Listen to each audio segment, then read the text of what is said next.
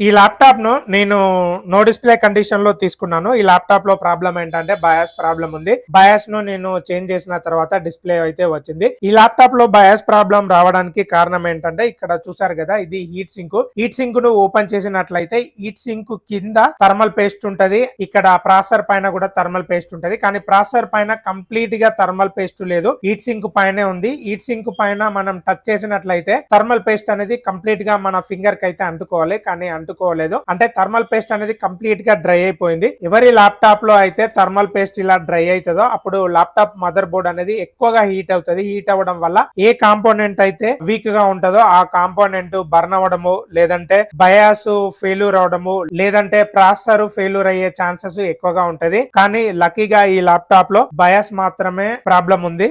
Laptop ను problem వచ్చేంత వరకు యూజ్ చేయకుండా ఎవ్రీ 1 year కోసారి జనరల్ సర్వీస్ చేసి మీ ల్యాప్టాప్ యొక్క లైఫ్ ను పెంచండి.